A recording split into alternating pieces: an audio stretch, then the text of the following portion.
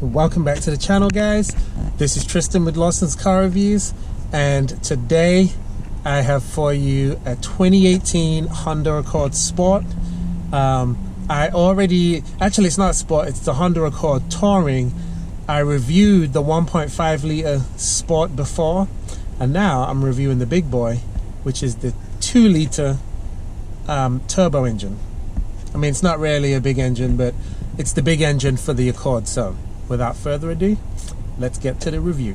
What's good, YouTube? This hood is really light. Giddy up!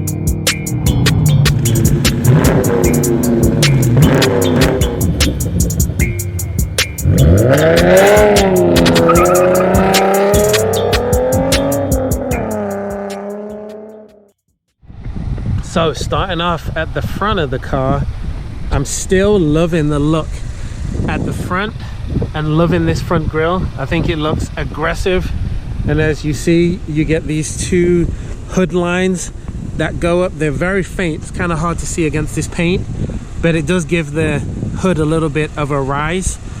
And I like the chrome look on the grille, but I would prefer it to be like a dark gunmetal gray. I think that would give it a more of an aggressive look. It's windy, so I apologize about the wind. And then if you look down here, you can see something for the intercooler. At least that's what it looks like. Might just be for the grill, who knows. But you do have these awesome LED lights. I love these things. I think it has a super slick look, and this car is obviously the rival to the Toyota Camry. So this particular model I've got, as I said, has the 2 liter turbocharged engine, which I think it feels awesome so far since I've been driving it. You can see it's got these cool 19-inch wheels. Tire size is 235 on the width, 40-inch sidewall or 40mm sidewall, and 19-inch on the diameter. So it's a decent looking wheel. It really sets the car off to have a very slick look, to be honest with you. It definitely has that cool fastback style to the car. So it looks like it's a hatchback, but it's really not a hatchback. It's just a regular sedan, and the trunk size is very adequate. It's actually 16.1 cubic feet. I think off the top of my head, I'll put that on the screen. But you actually get a spare under here too, which a lot of cars don't. They just come with a fix-a-flat kit. And then you get these cool mats, plastic mats, all-weather mats, and you get this, which protects the carpet on the inside. So I'm actually rather impressed with the trunk size and the back of the car. Some people don't really like the tail lights. I'm actually liking them, and I'm even liking these little exhaust tips. Now the car, being a 4-cylinder turbo, it doesn't make any kind of crazy noise when you're driving it, but it does. It sounds okay. It's not the best. It does not sound as good as the V6 Camry. But what I will show you is this. Look at my legroom. I have a ton of legroom in the back.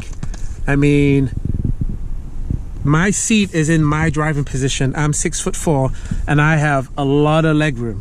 I actually have more legroom in the back of this car than I did in the Chrysler 300 or the Dodge Charger, and they're much larger cars. They're full-size sedans, whereas this is only a mid-size sedan. I've got about 2 inches before it even reaches the back of the seat. So somehow they've managed to pull that off and have a good trunk space. I am super impressed. The seats are comfortable. This is cream leather interior. I probably would go for black leather. And then you've got these mat pockets back here, and then you have just these basic vents. There is no USB connectivity back here, but it's still decently equipped for the back of the car. Then you got this armrest, which is actually very soft, and the back seat is actually big enough. It's big enough that if you're a shorter guy, you and the missus can, you know, you can get it on, make some babies back here, if you're married. Okay, so door, cup holders, and you have like this fake wood grain. It looks tasteful, but it's obviously not real.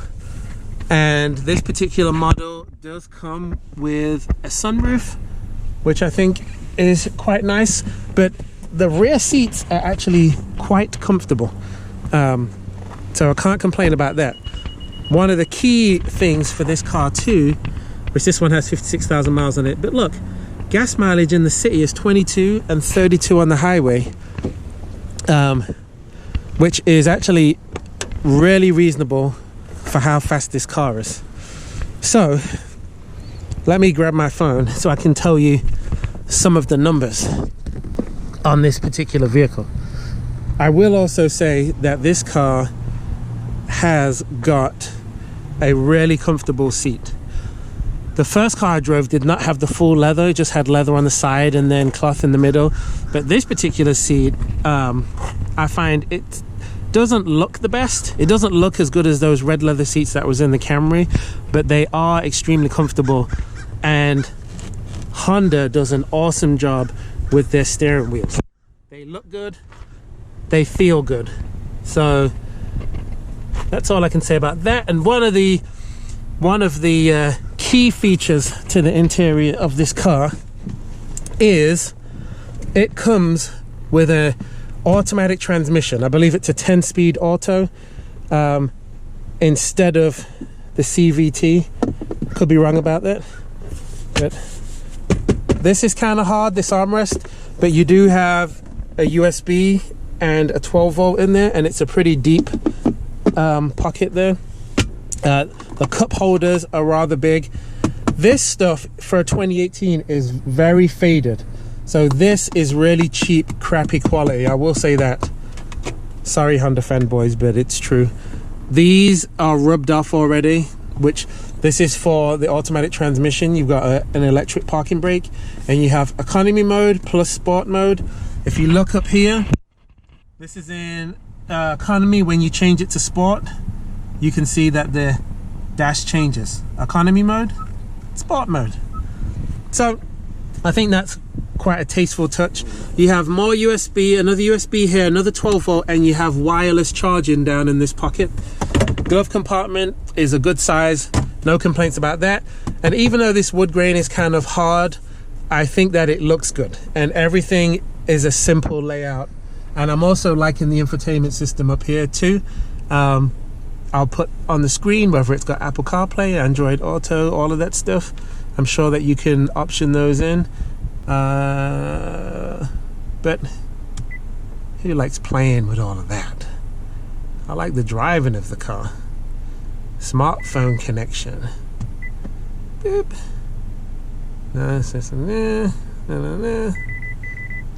Yep. Who knows? I'll look that part up. I will look that part up. And then let's come over to the heart of the beast. We're gonna look at the engine. And as I said, I just saw this car as I was passing by, so I wasn't really fully prepared for this review. So let me give you the numbers here. So, car, 2-liter engine. Apparently it has 252 horsepower and 273 foot-pounds of torque. It's a 16.7 cubic inch trunk. I said 16.1. And the car does 0 to 60 in 5.7 seconds, which I can already tell you that that's probably true. And it does a quarter mile in 14.1 seconds, which is more than reasonable. Here's their tried and true 2-liter engine. From what I've read, it is pretty much the same engine as what you get in the Civic Type R, but it's detuned a little bit, so that's why it doesn't make over 300 horsepower like that engine does. I'm sure there's some other differences. You guys can let me know in the comment section, but for the most part, same engine. And it had quite a nice, tasteful engine cover, so can't complain about that. And then as you see here, you got the shark fin antenna. But overall, I mean, just looking at the style of the car, I think it looks really nice. Loving the look, loving this color. The car does have remote start also, and I'm loving the lights. Yeah, this is slick. I mean, I can see this with some tint. Those wheels, it look perfect. And if you put a tune on this vehicle, I guarantee you that you can get it over 300 horsepower relatively easy with no other mods other than a tune. And when I say 300 horsepower, I mean to the crank, not the wheels. I know you guys always get on me about that, but I think it will definitely be fine. So let's go ahead and take this car for a spin. I've been waiting to drive it for months. If you haven't already, be sure to subscribe to the channel and make sure that you hit the notification bell so that you can be alerted of any new uploads that I do, and hit the like because it helps the channel to grow. On with the video. I know that the Camry says that it's 300 horsepower and this is 253 or whatever the number I said was, but this car definitely feels faster. I'm gonna have to go and compare the weights of the cars, but just right from the get-go, it feels like it has more torque. It feels like it has less weight, and it also feels like it handles better. Adjust the camera a little bit. So all positive things, and I really like this infotainment system. I mean, it looks good. It looks very similar to the one on the Camry, but I just think it looks a little bit more modernized than the one on the Camry does.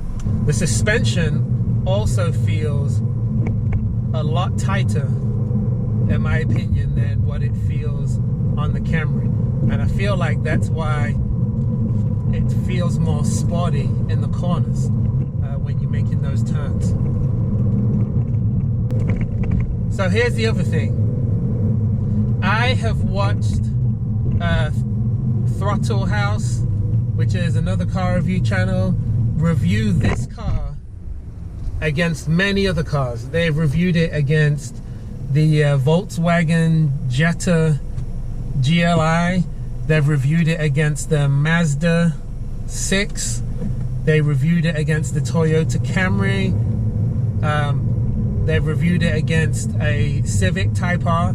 And this car, in most of those races, is the fastest car, even though its horsepower numbers are lower. It did lose to the Civic Type R, which is a lighter vehicle, and it did also, and the Type R is a manual, but it has more horsepower and it's the same engine, but it's been tuned differently. So it kind of is a testament to this car actually being a lot faster than what you would think it would be. I already think that this car is way faster than the Camry, and I already feel like the car feels like it's faster than 300, faster than the 253 horsepower that it says it is. Let me put my foot down real quick, you'll see.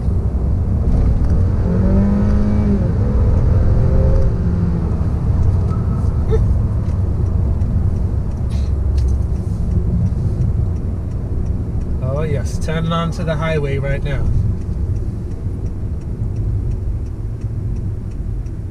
So I will do an acceleration from a dead stop now. Woohoo! Wheel spin. Oh yeah.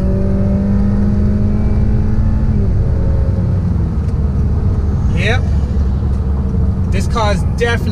faster than the numbers that it shows.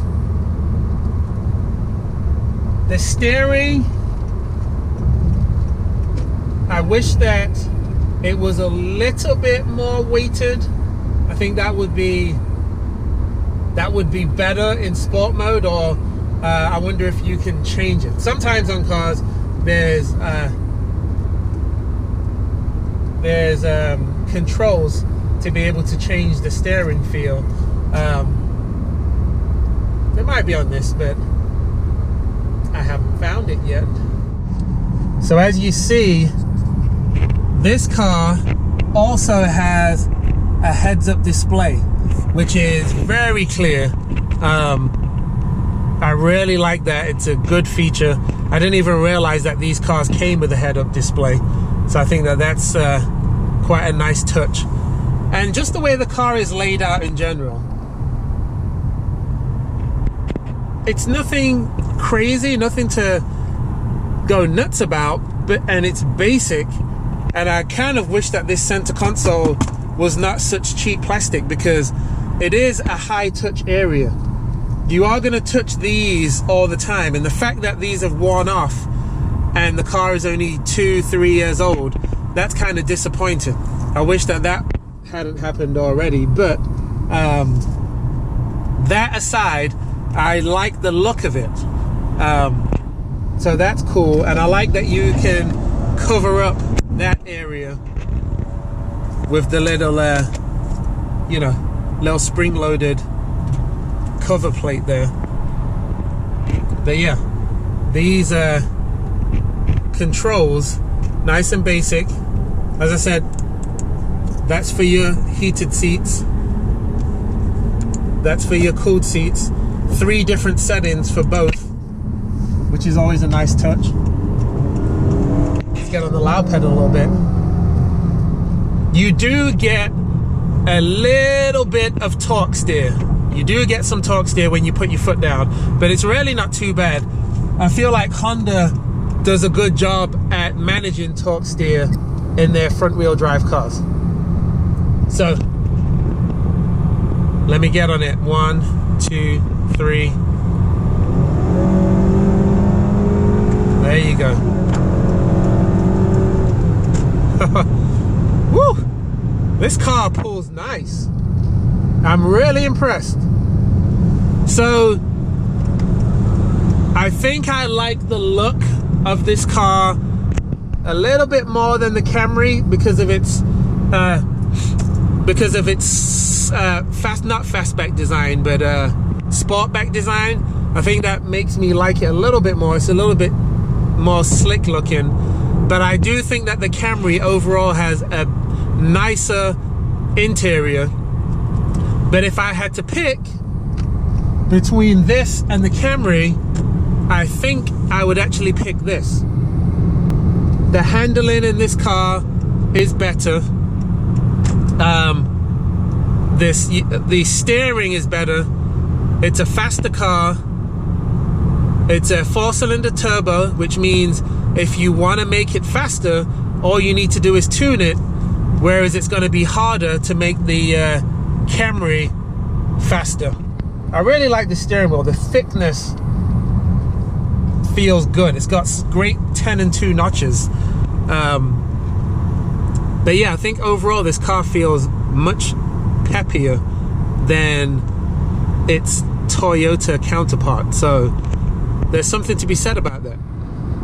And the Camry and the Accord have both been tried and tested for many, many, many years. So if there's one thing that we know about them, it's that these cars are reliable.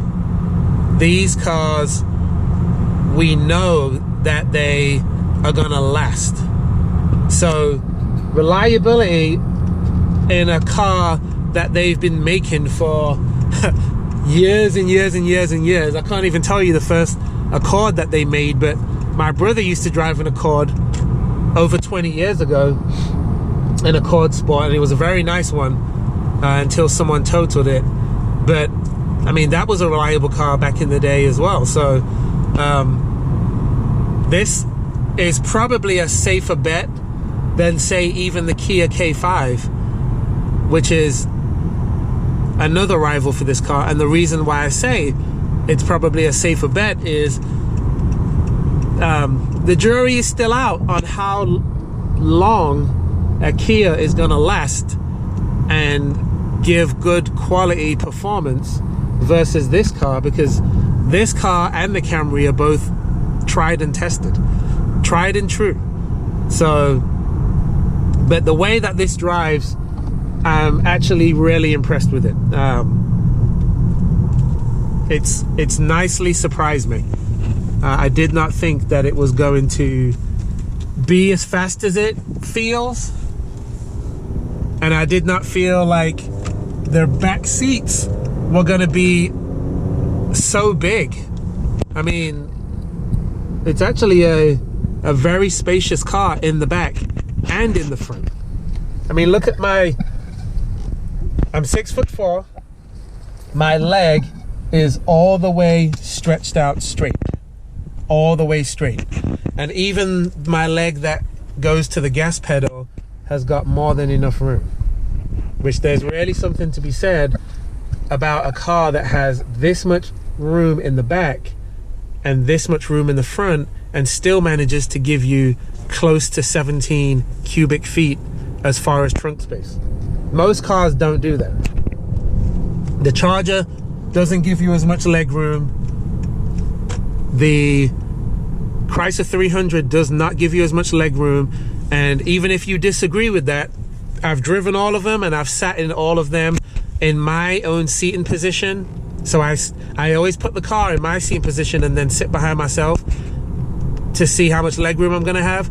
And this car has got way more than the 300 and the Charger, which is crazy surprising given the fact that those cars are actually really, really big. Also, this car has a really clear backup camera. I mean, it has a little bit of fuzz to it, but it also has the trajectory lines as you turn the steering wheel, shows you where you're going, which is a cool safety feature. This particular car also has very nice blind spot monitoring system, which is good. And to top it off, the wing mirrors are a really good size and you get great visibility from them. You can't say that about a lot of cars. Some cars, for styling feature, have a very small wing mirror, which then affects your visibility when you're trying to look for cars coming behind you. Okay, let's get on the pedal again.